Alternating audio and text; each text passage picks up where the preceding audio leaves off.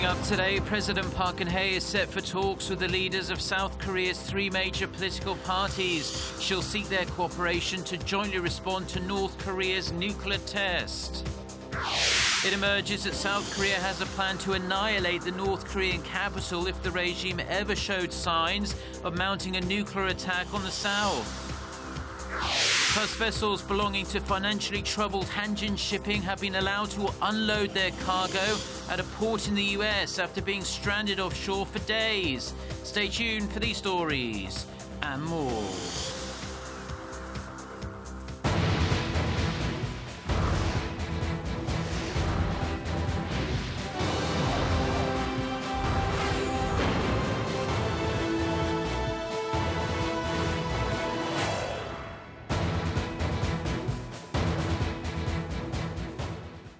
Hello to our viewers around the world. It's 6 a.m. on Monday, September 12th here in Seoul. Thank you for joining us.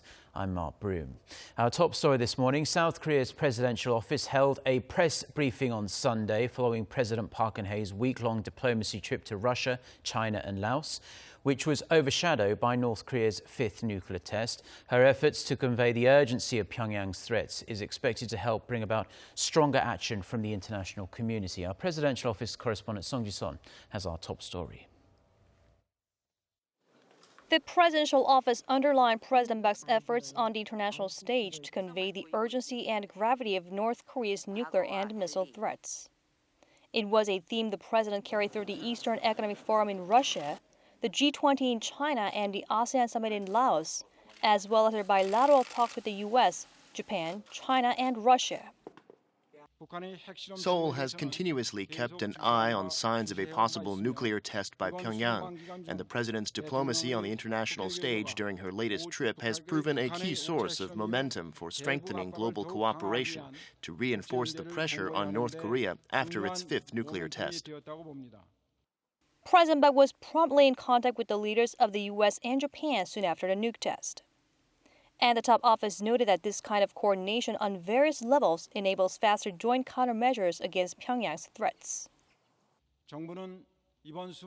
Based on the close partnership and cooperation built during the latest trip, the South Korean government will make all diplomatic and military efforts to counter North Korea's continued provocation, including this fifth nuclear test and its explicit violation of UN Security Council resolutions.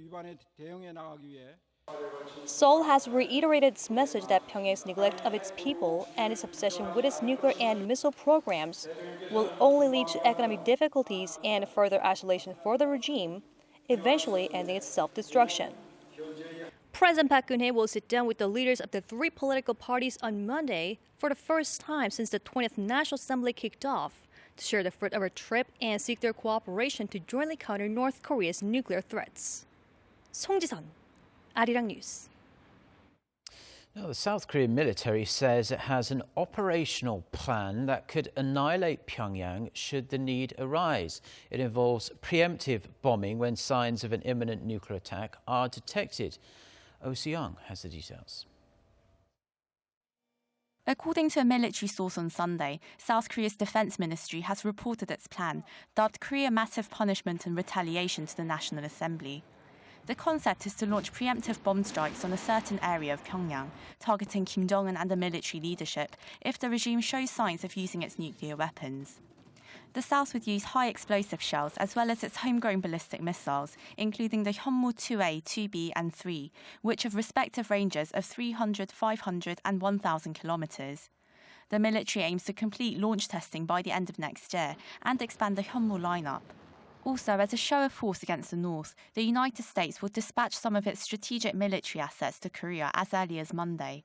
These are likely to include units from its long-range arsenal like the B-52, B-1B and B-2 bombers from the Andersen Air Force Base in Guam.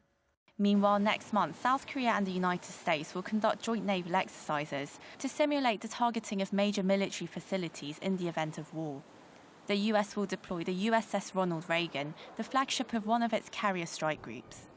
The nuclear-powered aircraft carrier can carry up to 80 combat fighters and aircraft and a crew of more than 5,000.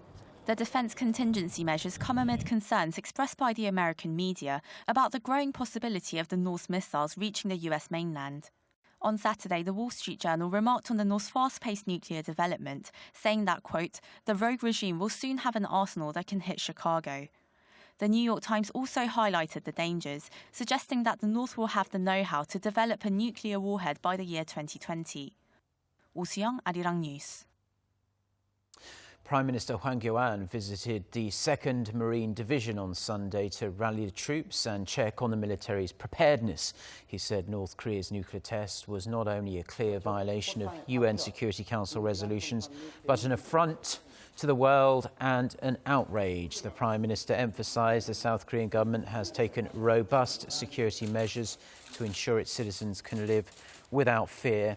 He ordered the troops to arm themselves with a sense of personal responsibility for defending the nation. Now, 2 US strategic bombers could be deployed to South Korea as early as this Monday. South Korean and US authorities say they've been holding discussions to dispatch 2 B-1B bombers from Andersen Air Force Base in Guam. The B-1B is capable of reaching speeds of up to 1,300 kilometers an hour and can carry nuclear weapons as well as conventional guided bombs. If they arrive on Monday, the deployment will come just 4 days after North Korea conducted its 5th nuclear test that happened last Friday morning. Watchers say the deployment would be a way of warning Pyongyang against further provocations. Now, in other news, ships belonging to cash-strapped Hanjin shipping have been allowed to unload their cargo at a port in the US after being stranded offshore. The bankruptcy courts let the Korean shipper free up money for dock workers and protects the vessels from being seized by creditors. Lee Min-young reports.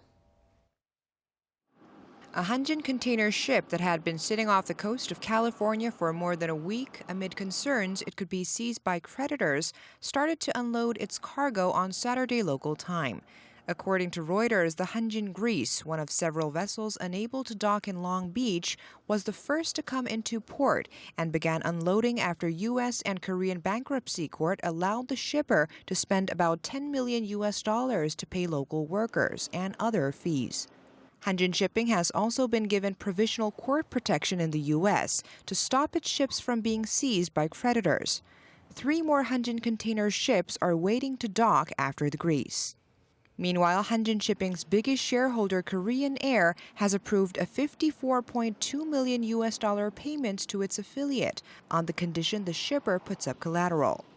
Earlier in the week, parent company Hanjin Group pledged over $96 million to its struggling shipping arm.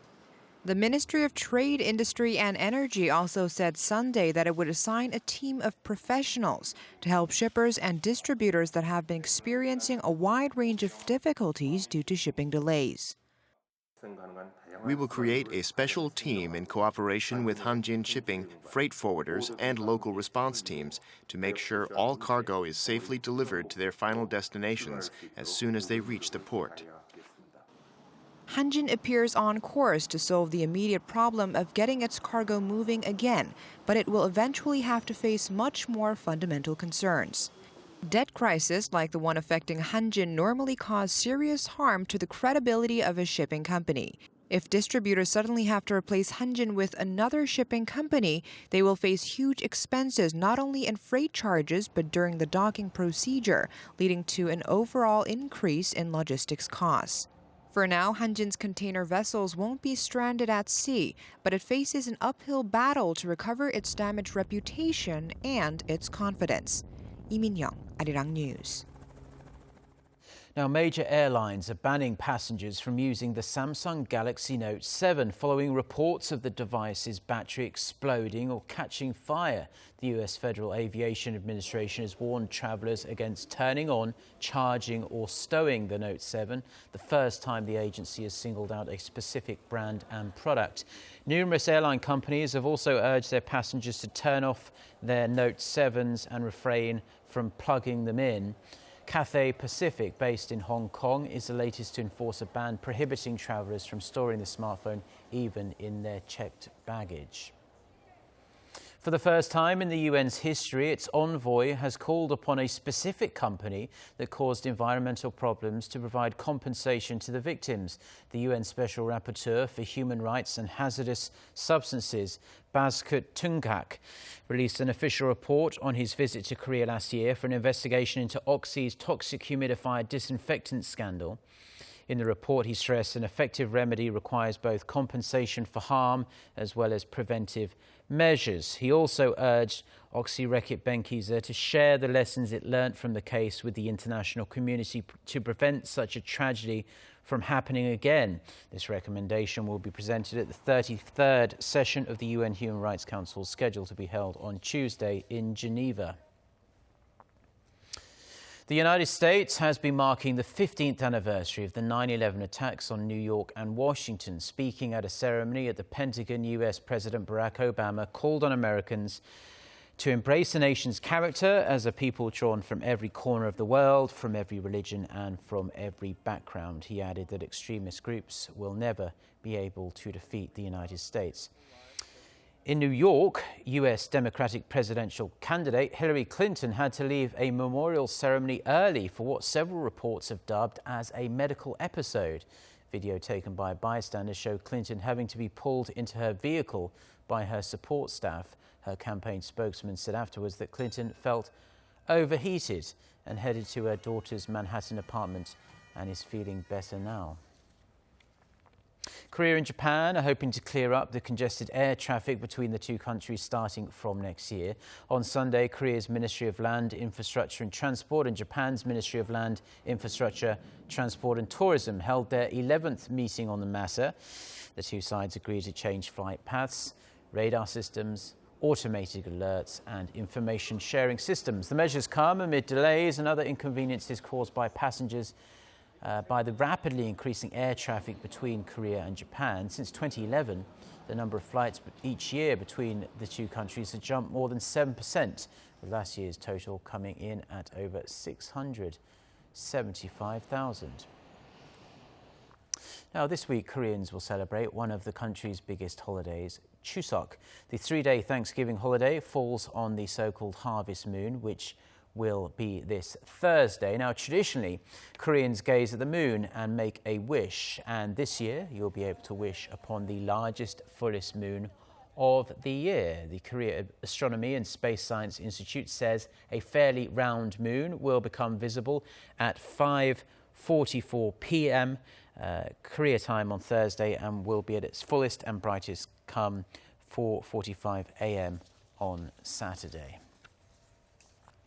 Now, many people assume that the major cause of fatty liver disease is too much alcohol intake. However, research now shows that 80% of patients with fatty liver disease do not even drink alcohol at all. Kim Mok-yeon explains the other factors which may lead to the disease. 1 in 3 Koreans suffers from fatty liver disease. Fatty liver disease is a condition that occurs when large amounts of fat accumulate in liver cells. Despite having multiple causes, fatty liver disease is considered to be caused mostly by excessive alcohol intake. However, latest research shows that 80% of patients with the disease in Korea do not drink alcohol. In fact, the number of patients with non-alcoholic fatty liver disease has doubled in the last 6 years. Experts now say that the biggest factor in causing the disease is carbohydrates. Compared to people who eat less carbohydrates, men and women who intake a lot of carbohydrates are 1.7 times and 3.8 times more likely to suffer from fatty livers, respectively. The fatty liver disease is prevalent among Koreans because Korean people tend to eat a lot of carbohydrates. It's important to reduce the intake of other kinds of carbohydrates, such as food made of flour and noodles. Obesity is another factor that can lead to non-alcoholic fatty liver disease. This explains why fatty liver disease is being observed among many parents in their 40s and 50s and among overweight children as well. If left unattended, fatty liver disease can develop into fatal diseases such as cirrhosis and even liver cancer. To prevent this, doctors advise citizens to exercise for at least 10 minutes a day, watch their eating habits, and visit the doctor for regular checkups. Kim Mo-gyun, Arirang News.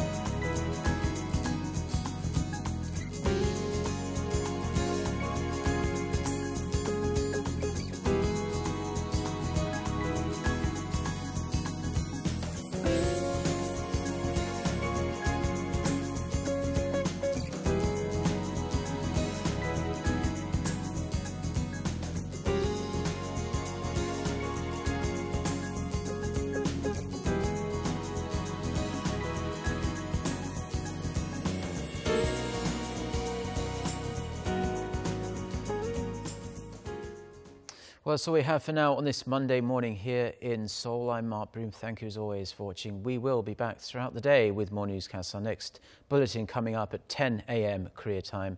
So until then, goodbye.